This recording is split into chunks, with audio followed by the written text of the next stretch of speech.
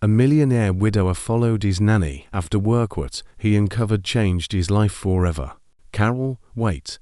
Nathan Caldwell's voice cut through the soft patter of autumn rain as Carol Larson stepped off the grand stone porch. The drizzle was light, but steady, slicking the walkway with a silvery sheen. She spun around, her blonde ponytail damp, her canvas bag slung over her shoulder. Her eyes, tired but sharp, locked onto his. "Is something wrong, Mr. Caldwell?" Nathan stepped closer, his coat catching the mist. "Where are you rushing off to? You've been leaving early a lot lately." Carol's face stayed steady, but she shifted the bag strap. "I've got personal stuff to handle. My shift ended at 7, sir. I'm free to go, aren't I?" Nathan's eyes softened, not accusing but worried. "I overheard you on the phone last night. You sounded stressed, talking about needing a lot of money. Is everything okay?" For a split second, Carol froze just enough for him to catch it. "That was a private call," she said, her voice tight. "I know, and I'm sorry," Nathan replied. "But you take care of my son. Noah adores you. If something's going on, I need to know it won't affect him." Carol's grip on her bag tightened. "If you don't trust me, maybe you should find someone else to look after Noah." The words stung Nathan more than he expected. She turned, her boots splashing through shallow puddles as she hurried down the steps, vanishing into the dimness beyond the front gate. The porch light flickered, casting long, wavering shadows. Inside, the mansion felt colder, emptier. Nathan wandered into his study, poured a scotch, and stared out the tall, rain-streaked windows. The house, once a showpiece of wealth, now felt like a hollow shell. He'd built it that way, sleek, controlled, no surprises.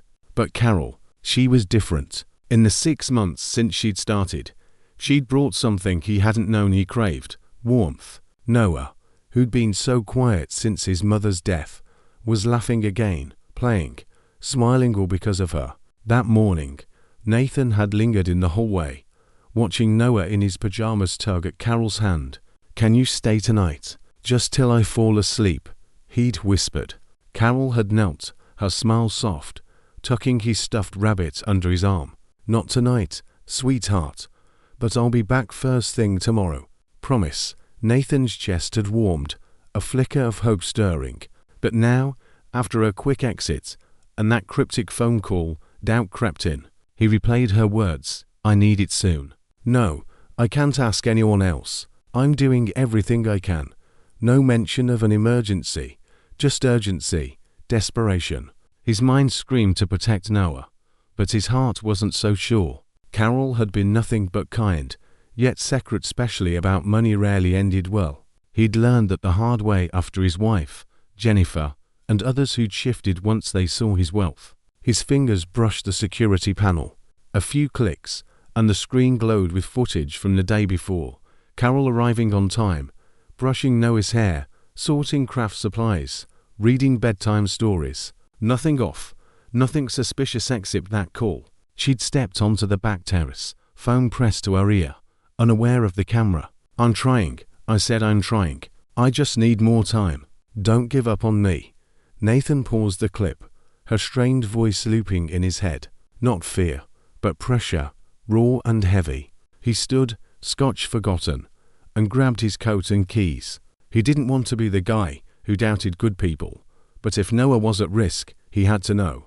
In the garage, he slid into his black Mercedes, the engine's hum filling the silence. Through the windshield, rain blurred the world into streaks of light and shadow. He pulled out, headlights off, trailing the direction Carol had gone.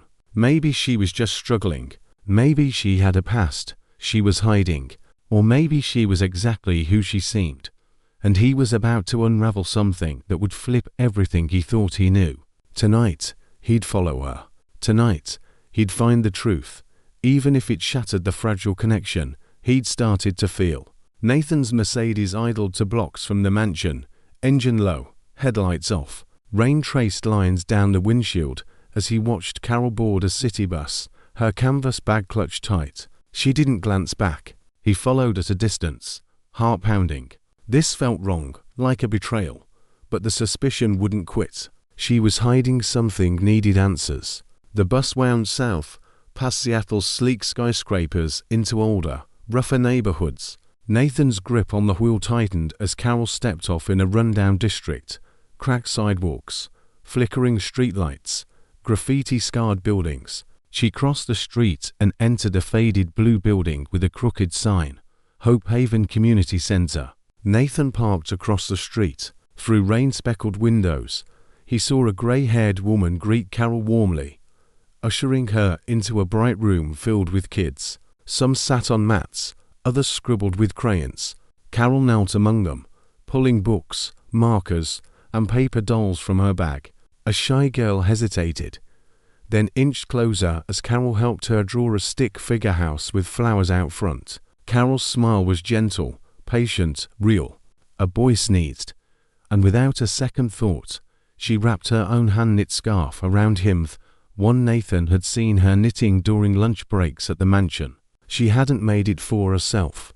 For nearly an hour, Nathan watched. Carol read stories, crouched to meet kids at eye level, buttoned a boy's coat, held a crying girl until she calmed. She laughed when they laughed, moving like this worn-out, underfunded place was her true home. Nathan leaned back, overwhelmed. She wasn't hiding deceit, was hiding kindness. He glanced at a box of pastries in his passenger seat, leftovers from his kitchen stuff. On impulse, he scribbled a note, for the children, from someone who believes in them. He tucked it with the box, crossed the street, and left it just inside the center's door before slipping back to his car. Through the window, he saw Carol find the package. She paused, puzzled, then smiled softly, reading the note twice. Her hand brushed her chest briefly. Nathan exhaled, the weight in his chest easing. The next morning, Carol arrived 10 minutes late, cheeks flushed, hair damp from her walk. She held the note in her hand. "Mr. Caldwell," she said carefully, standing in the kitchen. "Yeah." He didn't turn. "Did you leave something at Hope Haven?" He faced her. "Maybe." "Why?" Her eyes searched his. "Because I was wrong about you." He nodded once. "You thought I was stealing." "I did," he admitted, voice low. "But I saw something else. You with those kids, it was beautiful." Carol glanced at the note. "They loved the pastries." "Thank you. You shouldn't have to do it alone," he said. "Let me help." She hesitated. "This isn't charity." "I know. It's admiration." Their eyes met, and for the first time, something soft sparked between them, like the first thread of trust. Nathan sat in his study, the afternoon sun slanting across the dark wood desk. His laptop glowed with the modest website for Hope Haven Community Center, simple, heartfelt, serving Seattle's overlooked families. He scrolled through grainy photos, volunteers at community dinners, kids in after-school programs. In one corner, Carol knelt beside a child, holding a paper heart scrawled with "Believe in yourself" in crayon. The site mentioned funding struggles, donations were down. The heater had broken twice this winter. Nathan closed the browser and leaned back, silent. That evening, he made discreet calls. By midnight, a shell company he used for anonymous philanthropy wired $50,000 to Hope Haven. He slept better than he had in weeks. The next morning, Carol arrived in her usual quiet way, hair tucked behind her ears, sleeves rolled up. "Good morning, Mr. Caldwell," she said, setting her bag on the counter. "Carol," Nathan replied, pretending to sip his coffee. "How's Noah doing with his letters?" She smiled. "Getting better. He writes his name backwards sometimes, but he's proud of it." Nathan chuckled. "Sounds like his mother." Carol's smile faded slightly, but she nodded. "He talks about her. I hope you don't mind." "Not at all," he said carefully. "But I was wondering what made you want to work with kids." Carol's hand paused over the lunch she was packing. "I grew up in a group home. No parents, no siblings, just social workers and bunk beds." She took a quiet breath. "There was this one volunteer who came every week to read to us, brought paperbacks and cookies. She only stayed a year, but I never forgot her." Nathan stayed silent, not wanting to break the rare openness in her voice. "I promised myself if I ever got out, I'd do the same for someone else," she continued. Noah burst into the kitchen, socks sliding on the tile. "Miss Carol, look, I drew us in the park. She knelt, studying the scribbled stick figures. This is beautiful, Noah. You even got the slide. Nathan watched her tuck a strand of hair behind her ear, her voice soft and warm. She'd given his son something he couldn't, a sense of family. That evening, when Carol left for Hope Haven, Nathan placed a small wrapped box by the door. Inside were colorful building blocks, enough for 10 kids. A note in neat handwriting read, "For Noah and his friends, from someone who believes in play." The next morning, Carol picked up the box, her fingers gentle. This wasn't here yesterday. Noah mentioned his friends didn't have many toys, Nathan said, feigning nonchalance. She narrowed her eyes, then softened. "Thank you. I'll make sure they get it." Nathan nodded, hiding the warmth in his chest. Hope, he thought. That's what she gave him, steady and subtle, without asking for anything back. For the first time in years, he wanted to give something in return.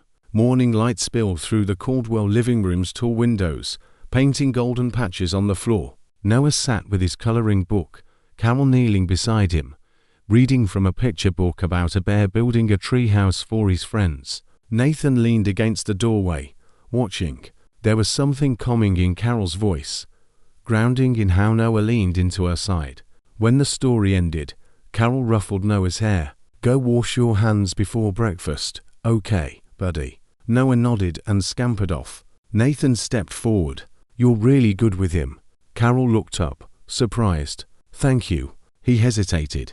"Can I ask something personal?" She tensed slightly. "I suppose. Last week, when I followed you," he started, then paused, searching for words. "I saw what you do at the community center, but why keep it a secret?" Carol exhaled slowly. "Because people don't always see good intentions. They see distractions, unprofessionalism. I worried you'd think I wasn't committed to this job." "I don't," Nathan said quietly. "I think what you're doing is incredible." She curled her hands in her lap, sitting on the couch. "There's a girl, Lily. She's 9, lost her parents in a fire last year. She barely talks, won't look anyone in the eye. Therapists at Hope Haven say she needs regular sessions, maybe meds, but we can't afford it." Nathan felt a pang in his chest. "That's why you've been leaving early." "I've been working weekends at a bookstore," Carol said, "trying to cover 1 session a week. Not because I don't care about Noah. I never should have doubted that," he said, sitting across from her. She smiled faintly. "I've never had much. Grew up counting coins for milk. People assume you're lazy or unreliable if you come from nothing. I've worked so hard to earn trust here. I didn't want to lose it." Nathan's throat tightened. "I get it. Do you?" she asked, glancing up. He nodded. "My wife died 3 years ago. Cancer, fast and brutal. After that, I shut everyone out. Everyone wanted something: money, access, influence. I became the guy who checks security footage instead of asking questions. I was scared to trust." Carol's eyes shimmered. "That kind of loss I can't imagine." "I think," he said, voice low, "we're both scared of being hurt, of being seen." She gave a shaky laugh. "You'd think helping others would make us braver, but it doesn't always feel safe." He nodded. "Sometimes I wonder if someone like me, with my past, can be truly loved." Carol's shoulders trembled. "You deserve more than love. You deserve safety, belief, respect." His chest twisted.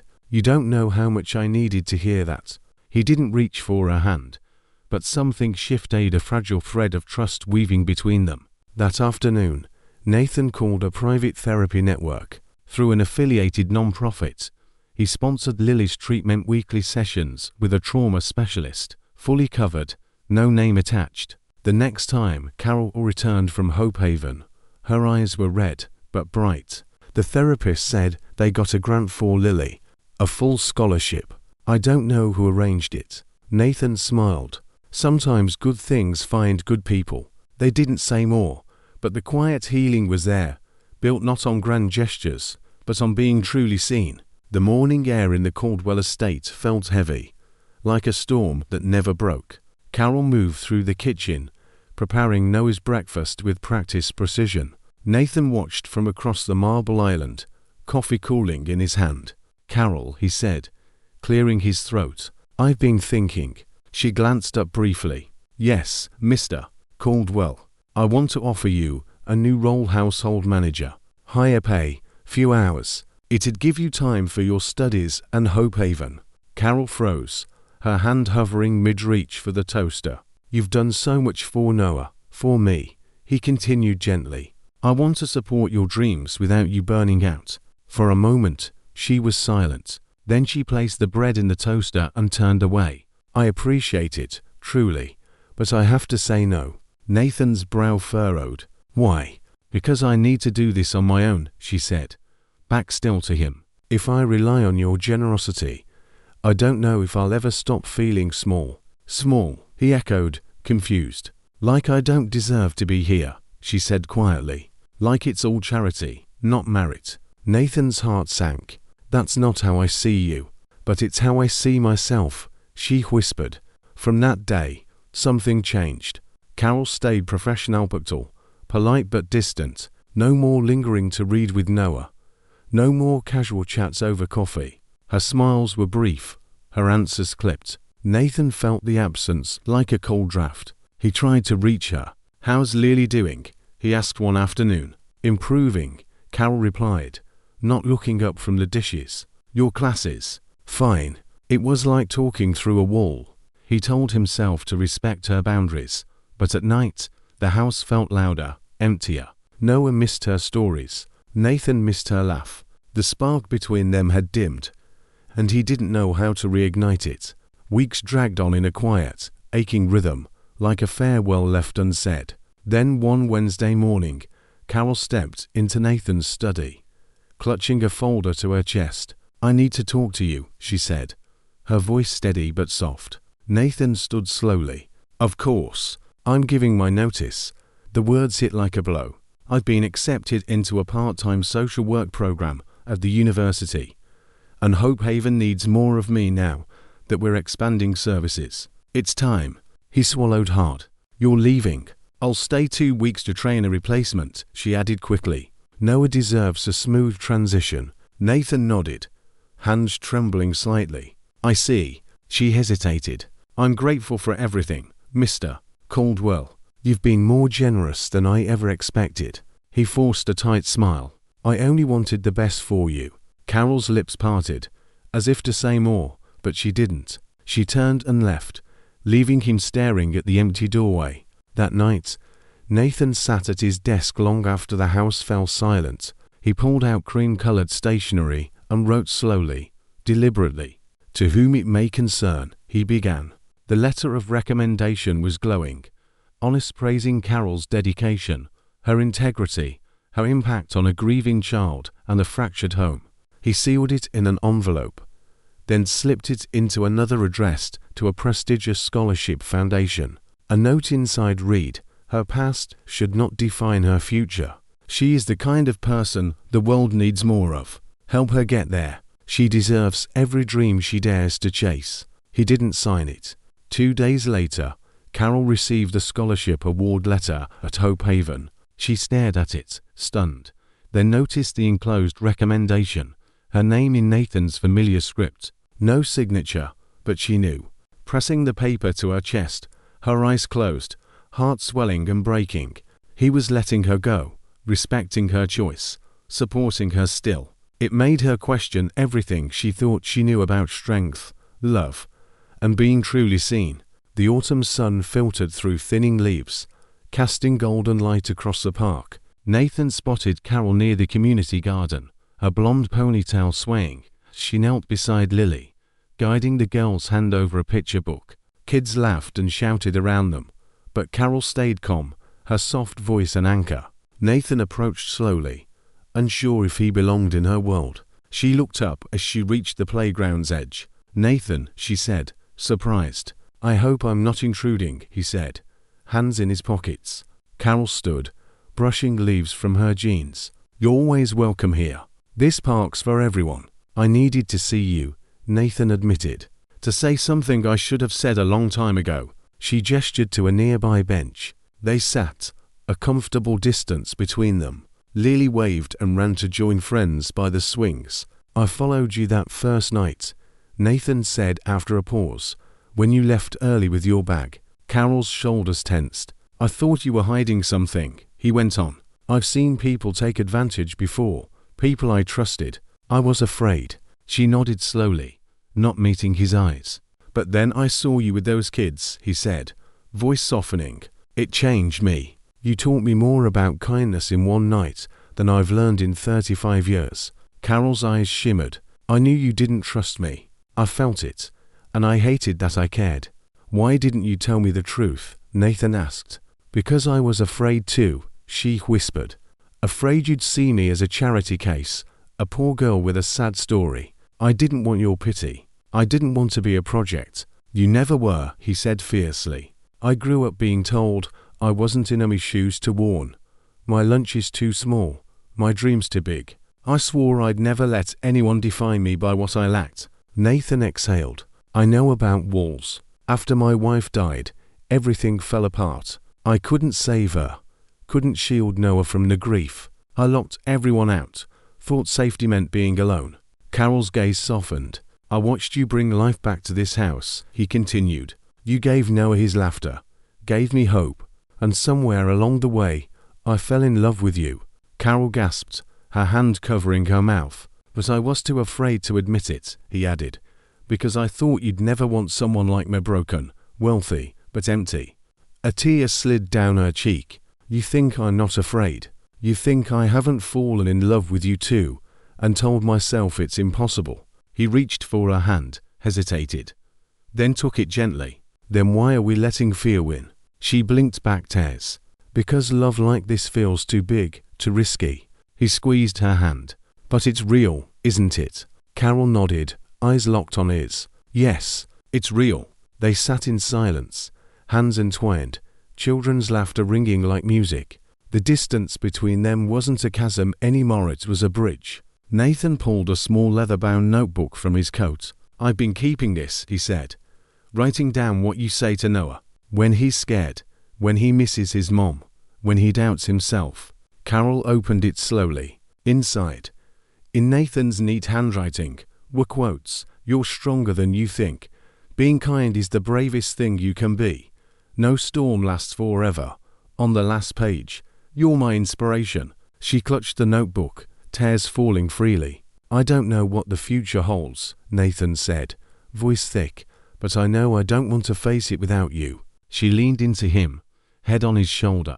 Me neither. The Hope Haven Gala's grand ballroom glowed with crystal chandeliers and soft golden light. White linen tables buzzed with community leaders, donors, and families touched by the center. Carol stood at the podium, her deep blue dress simple yet elegant, her blonde hair framing her face. Her heart pounded as she spoke. Good evening, everyone. I'm here because of Hope Haven and the people who believe in its mission. But one person changed everything for me. A murmur rippled through the crowd. She took a breath. He asked to be called someone special. I want to thank him for helping me believe I deserve to dream bigger. Nathan, at a front table, felt his heart race.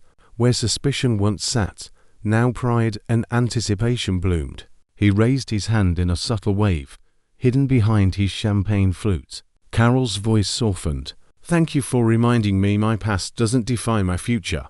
Applause swelled as she stepped back. The MC took the stage. Ladies and gentlemen, a final surprise. Please welcome Mr. Nathan Caldwell. Nathan crossed the room, suit crisp, and stepped onto the stage as applause grew.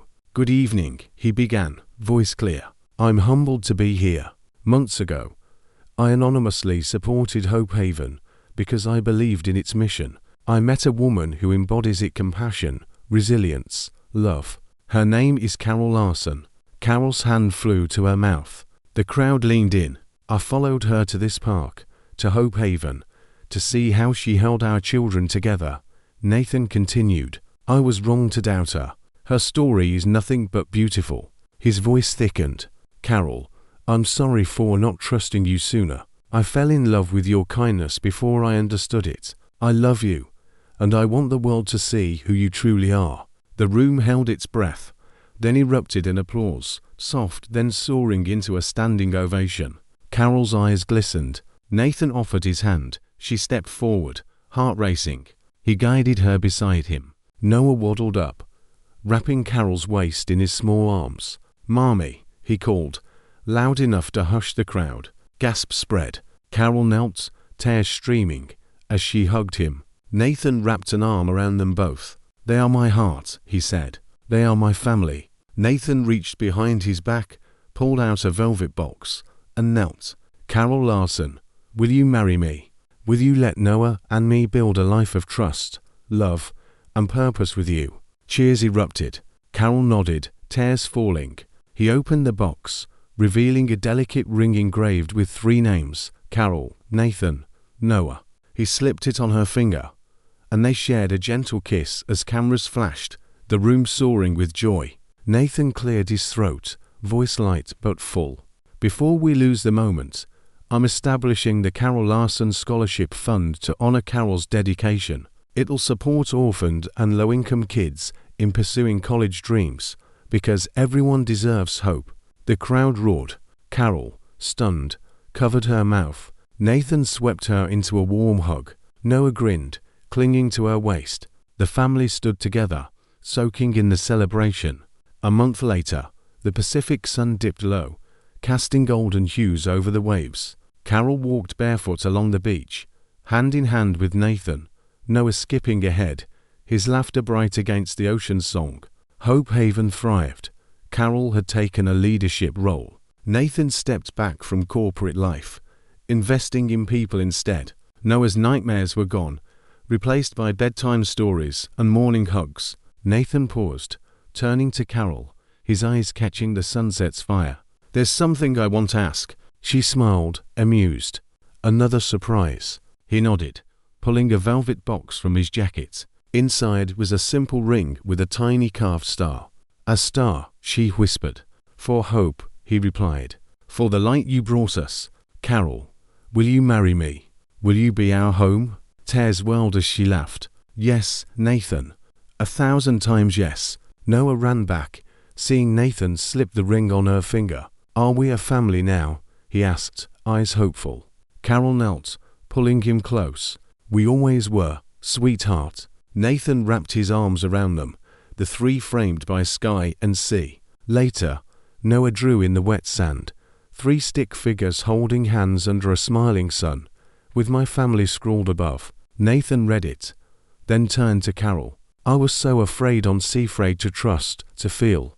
But you were worth the leap." She leaned against him. "So were you." Thank you for watching this heartwarming story. If you believe kindness can change lives and love can heal the deepest wounds, you're in the right place. Subscribe to Soul-Stirring Stories for more inspiring, emotional tales crafted for you. If this moved you, drop a comment. I'd love to hear your thoughts. Your feelings fuel us to keep sharing stories that matter. Soul-Stirring Story, where hearts connect.